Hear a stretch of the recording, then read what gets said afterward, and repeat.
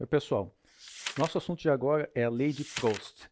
Então, Proust foi um químico francês e ele estabeleceu a chamada lei das proporções constantes. O que essa lei afirma? Que toda matéria ela é formada por porções constantes de átomos diferentes. Um exemplo, acho que todos vocês devem conhecer a fórmula química H2O, certo? H2O é a água que a gente consome aí todos os dias. A água ela é formada então a partir de dois elementos químicos, hidrogênio e o oxigênio. Só que esses elementos químicos, quando eles se unem, eles não são formados de qualquer maneira, em qualquer quantidade. Eles obedecem uma proporção que é constante, ela é fixa. Essa proporção, no caso da água, é de uma parte de hidrogênio para 8 partes de oxigênio. Então a proporção é sempre constante. Eu posso ter meio litro de água, posso ter 1000 litros de água. Se eu for analisar os átomos que fazem parte, eu vou ver que a proporção ela se mantém sempre na casa do 1/8. E todas as outras substâncias elas mantêm a mesma proporção constante também. Então, vamos prestar atenção nessas duas tabelinhas que a gente tem aqui na página 18. A primeira tabela ela tem duas porções de água. Estão marcadas aqui como experimento 1 e experimento 2. Então, olha só. A primeira porção de água, a porção do experimento 1, é uma porção de 72 gramas de água. Já a porção número 2, está marcado como experimento 2, é uma porção de 180 gramas de água.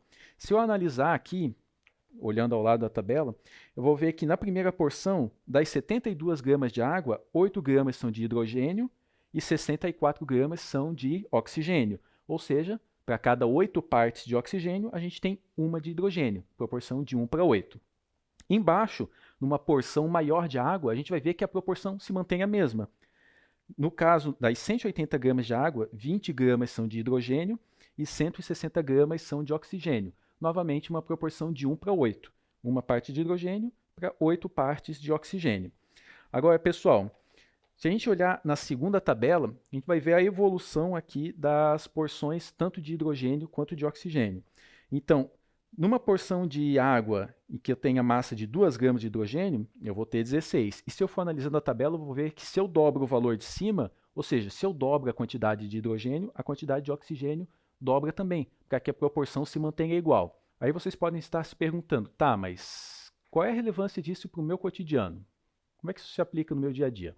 Bom, vamos pensar na indústria farmacêutica. Os caras estão produzindo remédio, aquele remédio que chega na farmácia, que a gente consome aí em grande quantidade, diga-se de passagem. Os remédios, para serem produzidos, eles exigem que as quantidades dos produtos utilizados na sua confecção sejam exatas. Não dá para ter produto a mais e produto a menos. E também, caso mais produto do que o normal tenha sido utilizado, vai haver desperdício, desperdício de produto, que é desperdício de dinheiro também. Conhecendo as proporções em que as substâncias se misturam, eu evito de desperdiçar material. Se eu sei, por exemplo, que para cada 64 gramas de oxigênio eu só consigo misturar 8 gramas de hidrogênio, eu não vou colocar mais hidrogênio do que o normal. Vai ser desperdício, não vai ser utilizado. Na produção dos medicamentos é a mesma coisa. Se eu tenho uma substância e ela suporta somente quantidade X da outra substância, eu não vou colocar a mais, porque eu vou estar jogando material fora. Por isso é extremamente importante respeitar a lei das proporções constantes, tanto na indústria farmacêutica, mas a gente pode utilizar isso em outros exemplos. Na culinária, por exemplo, é muito comum. Se eu vou seguir uma receita, eu tenho que respeitar as proporções dos ingredientes, senão a minha receita vai acabar dando errado. Agora, pessoal, virando aqui, tanto na página 19 quanto na página 20, nós temos atividades que podem ser resolvidas utilizando o material visto anteriormente. Só prestem atenção na atividade número 1 do banco de dados, que deve ser resolvida com o auxílio de um dicionário. Até a próxima aula.